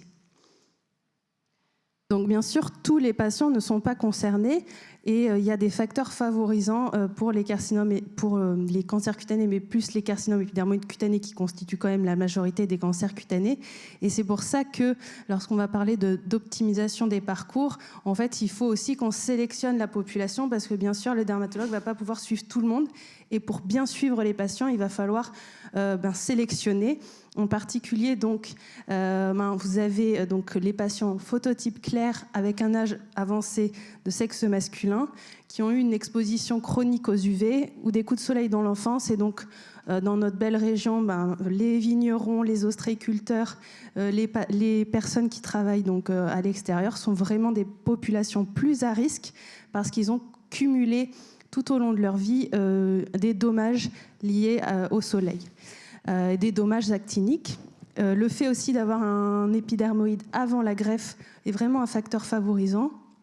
Et puis après, on a le durée de l'immunosuppression, le type d'organe transplanté, le type d'immunosuppresseur et le fait d'avoir été regreffé. Donc, par exemple, vous avez cette patiente qui a été transplantée rénale en 2008 et donc vous voyez qu'en 2014, elle développe son premier carcinome épidermoïde cutané avec des légers dommages actiniques au niveau des zones photoexposées, donc des bras, de la face antérieure des bras. En 2019, elle développe plus de dommages actiniques et en 2025, vous voyez que là, on a une atteinte vraiment majeure avec des champs de cancérisation et de plus en plus de carcinomes cutanés. Et donc, c'est vraiment aussi l'autre message, c'est que quand on a déjà fait un cancer de la peau et qu'on est transplanté, on va en faire d'autres et de manière plus rapide. Donc, une incidence cumulée qui augmente et le délai d'apparition qui diminue. Et donc, vous avez dans cette publication le délai médian d'apparition des non-melanoma skin cancer, donc les CBC et CEC après transplantation qui était à 22 ans, mais après un premier CEC, on est à 2 ans et après le second, on est à 1 an. Donc une cinétique vraiment qui augmente et c'est pour ça que, bien sûr, il faut qu'on sélectionne les patients. Les différents groupes de travail américains, européens, français se sont mis d'accord sur un score. Je ne sais pas si vous en avez déjà entendu parler. Ça s'appelle le score SunTrack et c'est vraiment un outil de stratification du risque de cancer cutané. Donc vous l'avez sur Apple Store, mais aussi directement à disposition sur Internet. Si vous tapez SunTrack Score, vous l'avez. Donc l'objectif, c'est de réduire les consultations inutiles et d'améliorer l'accès au rendez-vous pour les patients à haut risque, comme je vous ai montré précédemment. Parce qu'en effet, ces patients-là, ils sont vraiment à haut risque et même aujourd'hui, on continue de les perdre à cause de leur cancer cutané. Donc on est dans la prévention primaire et donc vous avez par exemple, donc ça c'est exactement comment se présente le score. Donc si un patient n'est pas caucasien, qui n'a jamais eu de cancer cutané précédemment, qu'il a été greffé à l'âge avant 50 ans, c'est une femme et elle a été greffée du poumon, son risque il est faible. Et donc elle n'a pas besoin de voir un dermatologue 1 an après la greffe. Elle peut être vue dans les 10 ans puisque vous voyez que son risque est très bas. Bien sûr, ça ne veut pas dire qu'elle ne peut pas faire de manifestations dermatologiques, et dans ces cas-là, il faudra qu'elle voie un dermatologue, mais par rapport à son risque de cancer cutané, elle n'a pas besoin d'être vue l'année d'après. Si on prend maintenant un patient qui est caucasien, qui n'a pas eu d'antécédent de cancer cutané, qui n'a pas non plus 50 ans, c'est aussi une femme et il est greffé rénal, là vous voyez que son risque il est moyen, et donc il faut qu'il soit vu dans les 2 ans.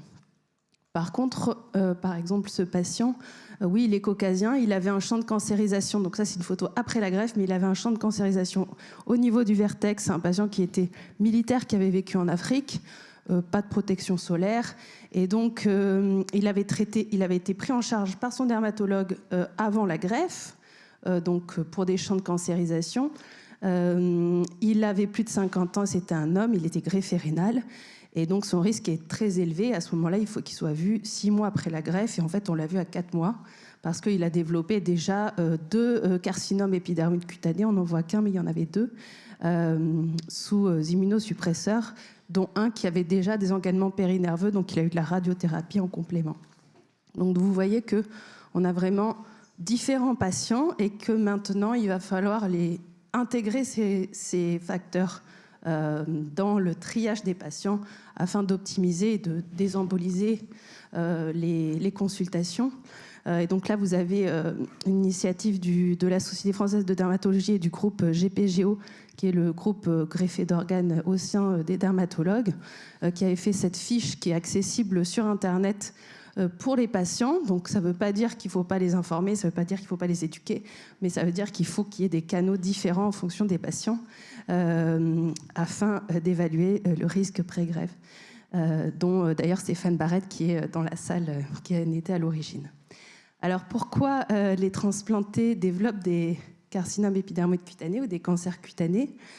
Donc en effet, il y a la place des immunosuppresseurs dans le développement de ces cancers, en dehors des facteurs favorisants habituels. Et donc vous avez en particulier donc plusieurs traitements. Ce qui est intéressant, c'est que récemment, donc l'azathioprine, en fait, ils ont identifié sur une cohorte de patients qui avaient une signature mutationnelle particulière. Donc ça, c'est la signature 7 qui est liée aux UV, donc dans les carcinomes épidermoïdes cutanés des patients greffés. Mais ils ont identifié qu'il y avait une signature mutationnelle dans l'ADN nouvelle, qui est la signature 32, et qui était liée en fait à l'azathioprine. Donc on a vraiment directement des effets mutationnels de ces médicaments immunosuppresseurs, et pas seulement à travers juste le fait que ça baisse l'immunosuppression. Il y a une action directe qui sensibilise aux UV et qui empêche les cellules après de réparer leur ADN. Vous avez aussi le tacrolimus, donc pour prendre certains principaux. Donc on sait que le tacrolimus va aussi augmenter les altérations génomiques. Donc là, vous avez chez des carcinomes épidermoïdes cutanés la comptabilité des altérations génomiques, et vous voyez que le tacrolimus et la cyclosporine sont plus inducteurs comparés aux autres d'altérations génomiques, et donc on a finalement une instabilité génomique qui s'accumule et qui fait qui va faire le lit en fait de toutes ces manifestations carcinomateuses au niveau de la peau sous l'effet des UV. Et donc le tacrolimus va aussi se lier à cette protéine. Pourquoi sur la peau ? Parce qu'en fait, les kératinocytes, ils expriment cette protéine qui est la protéine de liaison du tacrolimus, qui est impliquée dans la différenciation kératinocytaire, et donc les kératinocytes ne vont plus pouvoir faire leur différenciation habituelle de la lame basale jusqu'à la couche cornée. Donc aussi un mot des autres traitements, on en a déjà un peu parlé aujourd'hui, mais le voriconazole en particulier, c'est vraiment important de l'évoquer, qui va lui aussi augmenter le risque de CE donc chez les patients en receveur pulmonaire, et c'est en particulier après une exposition prolongée. Donc en cette étude, ils l'ont vraiment montré en évidence. La première année, on a une phototoxicité qui apparaît, parce qu'en fait, il y a un cumul des produits phototoxiques donc, initiés par les UVA en particulier. Et ces anomalies liées à l'exposition solaire vont s'accumuler et ne vont pas pouvoir être réparées. Donc au bout de 2-3 ans, on a une héliodermie et des kératosactinies qui commencent, et après 3 ans, on a les CEC qui apparaissent. Donc il y a vraiment une toxicité cumulée aussi du traitement. Alors peut-être éviter de mettre les patients trop longtemps. Vous voyez qu'il y a le cut-off de 15 mois dans cette étude. qui était vraiment importante, donc avec cet effet photosensibilisant, et donc vraiment d'essayer de faire plus, en tout cas d'être vigilant par rapport à ce voriconazole, et en particulier les patients porteurs de ce variant du cytochrome sont encore plus à risque. Donc ça, c'est pas dépisté en pratique clinique, mais ça a été récemment publié, et donc ce serait également possible de typer les patients sur ce cytochrome pour savoir s'ils sont vraiment plus à risque de développer ces dommages actiniques liés favorisés par le traitement et liés au soleil. L'autre chose qui est intéressante, c'est qu'il y a des modifications épigénétiques, en particulier des profils d'hyperméthylation de l'ADN chez les patients greffés. Donc ils ont, dans ces 2 publications, vu qu'en fait, les patients qui greffaient, qui faisaient des cancers cutanés, ils avaient des profils d'hyperméthylation de l'ADN des lymphocytes T que n'avaient pas les autres patients qui ne faisaient pas de cancer cutané. Donc on a vraiment aussi des ouvertures de la chromatine et des modifications épigénétiques qui font le lit également de cette instabilité génomique et de ces cancers cutanés. À Bordeaux, on a aussi beaucoup travaillé sur le métabolisme. Donc vous savez que la cellule, elle utilise plusieurs sources d'énergie pour produire de l'ATP. Il y a la phosphorylation oxydative, la glycolyse, le cycle de Krebs, l'oxydation des acides gras. Et donc on a aux différents stades de la carcinogénèse typé ces lésions cutanées. Et on a vu qu'en fait, donc là c'est chez les immunocompétents, mais il y avait aussi des greffés dans cette cohorte. On a vu qu'en fait, il y avait différents profils métaboliques dans ces carcinomes épidermoïdes qui pourraient expliquer également les différences de comportement tumoral chez ces patients. Et donc, vous voyez que quand on les greffe chez la souris, les faibles métaboliques, qui ont une faible flexibilité métabolique, ont une croissance tumorale beaucoup plus importante que les autres. Et donc, on est actuellement au laboratoire de recherche en train également de faire la transcriptomique spatiale pour identifier au sein des différents stades de la carcinogénèse la peau normale mais avec des dommages actiniques, les tumeurs in situ, les fronts d'invasion et les centres tumoraux, le comportement des cellules immunitaires, en particulier chez les patients greffés, puisqu'on voit qu'ils sont vraiment avec une cinétique différente. Donc, une fois que le patient a déjà eu un cancer cutané, qu'est-ce qu'on peut proposer comme suivi afin d'optimiser et d'éviter en effet des complications majeures? Donc, si un patient, et ça c'est aussi avec le groupe de le GPGO, donc on est là en prévention secondaire, lorsqu'un patient a fait un carcinome basocellulaire ou un CEC in situ, on propose qu'il soit vu en dermatologie tous les 6 mois. Lorsqu'il fait un CEC infiltrant, des CBC multiples ou qu'il a des champs de cancérisation, donc là vous voyez qu'on est déjà, la peau est déjà porteuse d'énormément de mutations. Là il faut qu'il soit suivi de manière trimestrielle. Et lorsqu'il fait un CEC agressif, là il faut vraiment le voir très régulièrement et associé à l'imagerie. Pour les mélanomes, les recommandations sont que le suivi soit identique à la population immunocompétente. Mais bien sûr, même si on a ce suivi, ça ne le prémunise pas de faire dans l'intervalle des cancers de la peau. Et donc, il faut qu'il y ait aussi un réseau intermédiaire de contact qui soit rapide pour qu'on puisse prendre en charge les patients. Donc, à Bordeaux, par exemple, on nous contacte régulièrement le service et on reste à disposition et un relais. Et il y a aussi quand même la téléexpertise. Donc ça, c'est France Asso Cancer qui a proposé ce relais, mais c'est pour tous les patients dermato, parce que bien sûr, on entend et on comprend que les rendez-vous soient difficiles à prendre.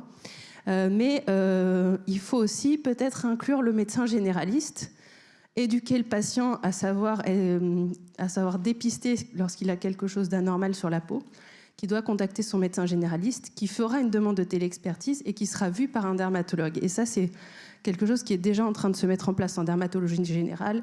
Et il faut aussi que le patient, chez les patients greffés, on puisse avoir recours à ce type de parcours pour avoir un rendez-vous rapide.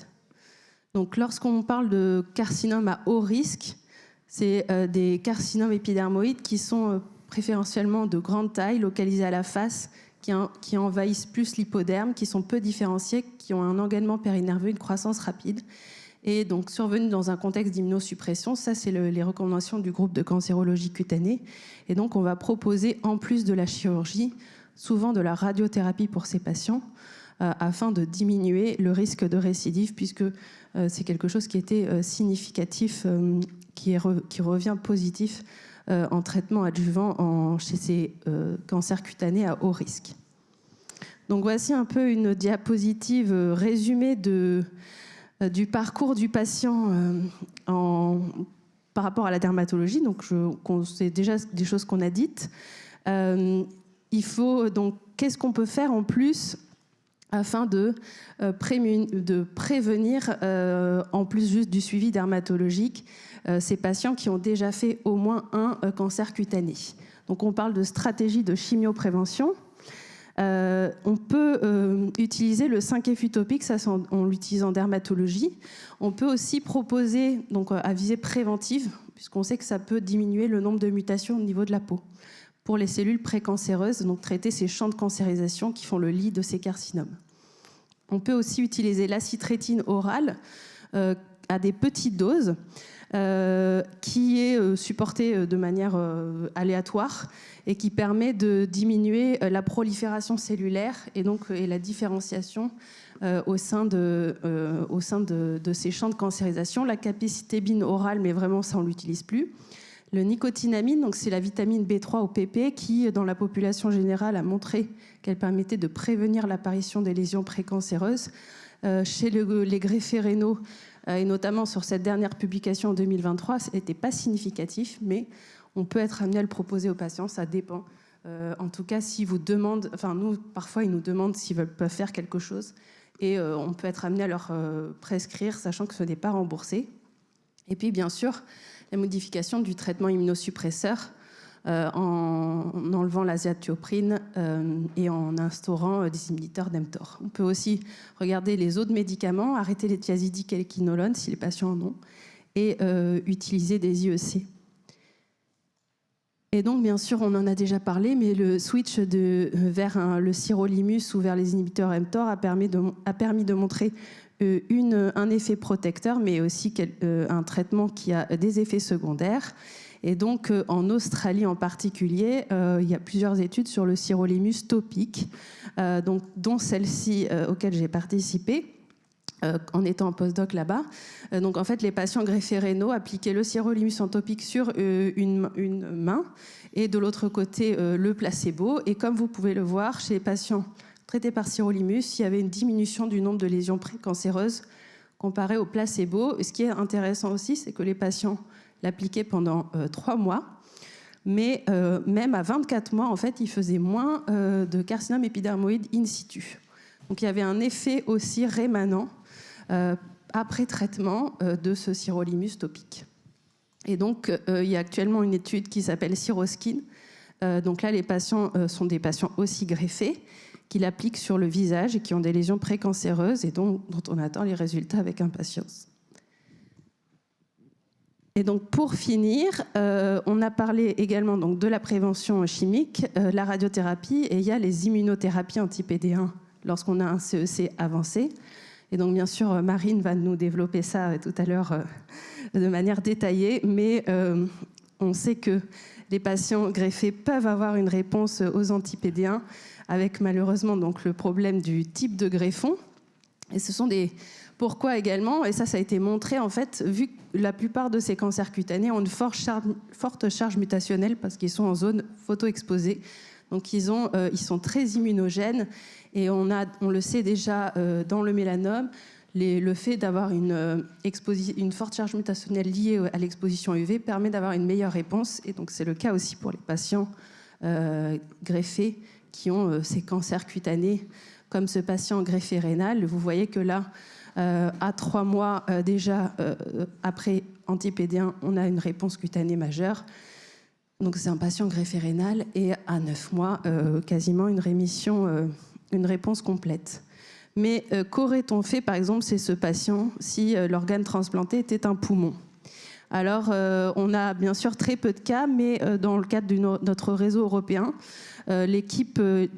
plusieurs équipes allemandes utilisent la photophérèse. Alors, initialement, c'est pour plus les effets secondaires immuno-induits des immune checkpoints, mais ils l'utilisent aussi, ils l'ont utilisé, donc là, en prévention du rejet de greffe, donc chez un patient qui avait des métastases pulmonaires d'un carcinome épidermoïde.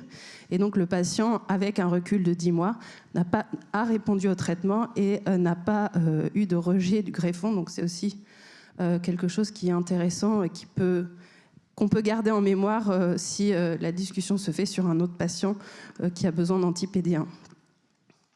Donc je vous remercie de votre attention et je serai ravie de répondre à vos questions.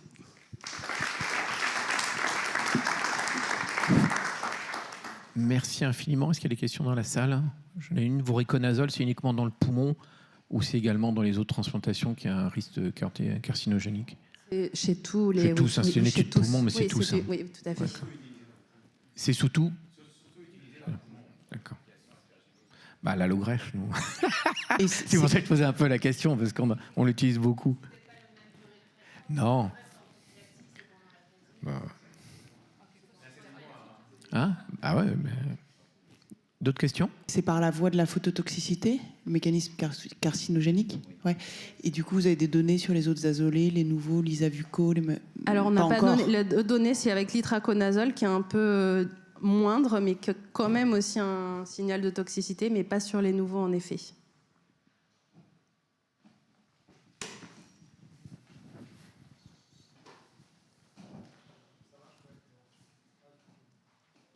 Merci Léa, c'était une super topo. J'ai 2 questions. La première, c'est l'intégration du score de risque de cancer cutané que tu nous as déjà présenté. Donc, c'est quelque chose que, dans la vision du dermatologue, que vous souhaitez confier au néphrologue qui est en charge des patients. Et on en discutait en aparté avec nos collègues dermatologues à la pause. Je me pose aussi la question, parce que tu l'as mentionné, de la place de la téléexpertise et des outils d'IA maintenant qui peuvent identifier ou même typer des lésions. Est-ce que ça, tu penses que ça a sa place intégrée justement à une stratification des patients à risque de cancer pour être pour demain le soin courant dans un service de transplantation qui ont déjà maintenant de l'ETP, des consultes de pharmaciens avec la diététicienne? Est-ce qu'on doit aussi réfléchir à implémenter ces outils d'IA qui nous permettraient de faire du pré-screening de lésions? Merci pour la question. C'est une très bonne question. Pour l'instant, ça reste vraiment limité à ces outils d'IA. Et d'ailleurs, même en Australie, donc, qui ont déjà développé notamment le Vectra, donc le body imaging en 3 dimensions, en fait, ils ont montré que ça ne permettait pas de prévenir, de screener les patients de manière correcte. Et donc, finalement, il faut qu'on reste très clinique pour l'instant et on ne peut pas compter sur cette IA pour aider nos patients. On a encore besoin de dermatologues, c'est ça la conclusion? Ouais. Philippe Sayag. J'espère qu'ils sont d'accord avec moi. Oui, ils sont d'accord. Hein.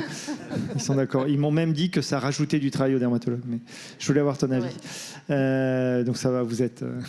Non, j'ai une deuxième question concernant le diurétique thiazidique qu'on utilise énormément, nous, en transplantation rénale, parce que l'HTA est quasi systématique et d'après les guidelines en néphrologie, c'est un traitement qui vient en 2e ou 3e intention. Nous conseillerais-tu, sur la base des données actuelles, de ne pas l'utiliser chez des patients à un certain niveau de risque? Oui, tout à fait. Chez les patients chez qui on commence à se dire est-ce qu'on peut prévenir, qu'est-ce qu'on a comme moyen pour prévenir le cumul de ces lésions cutanées, pourquoi pas en effet à ce moment-là changer dans la stratégie aussi le thiazidique. Ça peut faire partie. C'est un point majeur qui n'est pas ancré dans l'esprit du néphrologue pour l'instant. Majeur. Et on l'oublie, mais il est là pourtant. Oui, il y a même des petits nouveaux en fait. Il y en a qui vont arriver comme le tabac effectivement, qui va s'associer au Suntrack. Et puis effectivement la prise d'Imurel aussi va s'associer au Suntrack. Et d'autres cofacteurs qui sont en train d'être regardés. Pour l'instant, il y en a 5, mais ça va vite monter à 7. Et peut-être plus derrière, de façon à raffiner finalement les intervalles de suivi des patients, parce que finalement on a des ranges qui vont de 1 à 2 ans, puis après on passe à 10 ans. Donc entre 2 ans et 10 ans, ce qui effraie tous les transplanteurs quand on leur dit peut-être 10 ans, même ce qui nous effraie nous aussi, parce qu'on dit dans 10 ans, c'est pas bien, on aura certainement des éléments de prédiction plus affinés, avec des meilleurs groupes, parce que vous avez bien compris que l'enjeu que nous défendons à la Société de dermatologie, c'est du fait de notre démographie en chute libre, c'est d'essayer de maintenir, limiter les risques pour nos patients, tout en essayant de trier au maximum les patients pour voir le bon patient au bon moment de sa prédiction du risque de cancer. Et donc, c'est tout l'enjeu est là, et ça amène, je pense, il y a différentes réflexions et différentes possibilités qui sont proposées, analysées, mais ça nous amène à probablement déléguer. Ça se fait via le médecin généraliste, tu l'as montré là. Ça se fait via des IPA de transplantation qui vont faire ce soundtrack, qui vont permettre d'avancer un petit peu sur les choses. Et puis après, évidemment, avec une formation d'amont, d'où le TP dont on parlait ce matin, qui pourrait être enrichi par des dermatologues pour amener à une formation d'amont, ce qui permettrait ensuite de référer.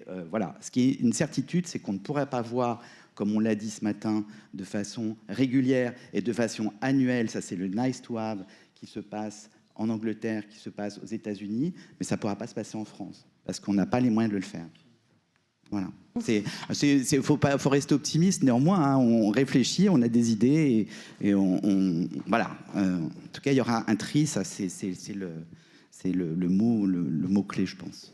Moi, j'ai une question très simple, assez pragmatique. Justement, tu disais les généralistes et les IPA. Il n'y a pas de formation type DU ou des choses que peuvent suivre nos IPA ou nos infirmières de coordination pour faire du dépistage?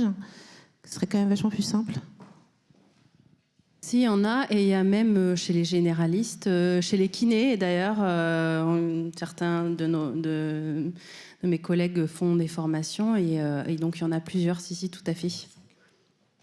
Merci. Et on est d'ailleurs, on serait ravis de venir nous aussi dans le service, si besoin, faire avec plaisir. Hein, écoutez.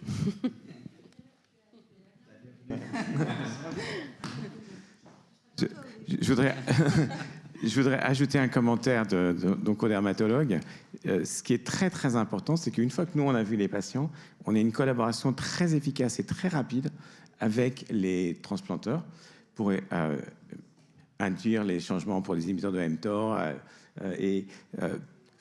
Vu de notre côté, nous, on voit des patients qui récidivent multiples cancers cutanés qui ne vont pas bien, et on a l'impression parfois de crier dans le désert, et on n'est pas suivi dans notre pression pour passer en inhibiteur de mTOR, etc.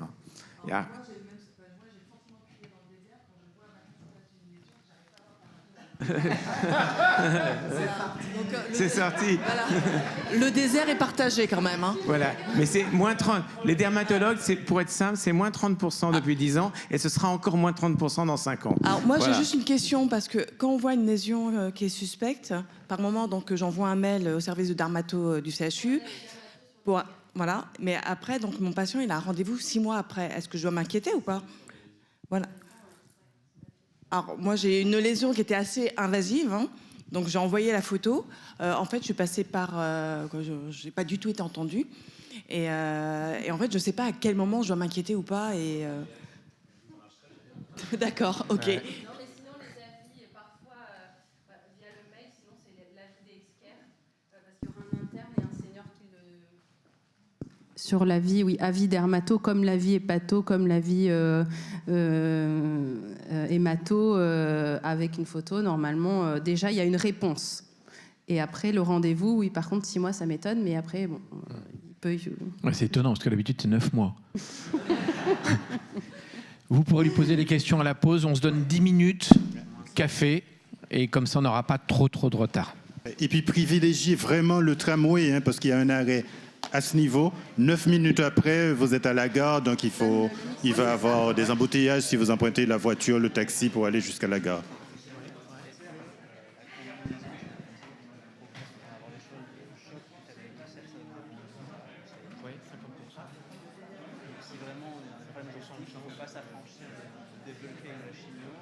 Ah oui, ça arrive. Si tu dis, ok, tu as peut-être une bonne indication, mais parce que je n'ai pas le HLA, ça fait du temps, ça merde, commence un truc, je vais à ton patron. Deuxième question.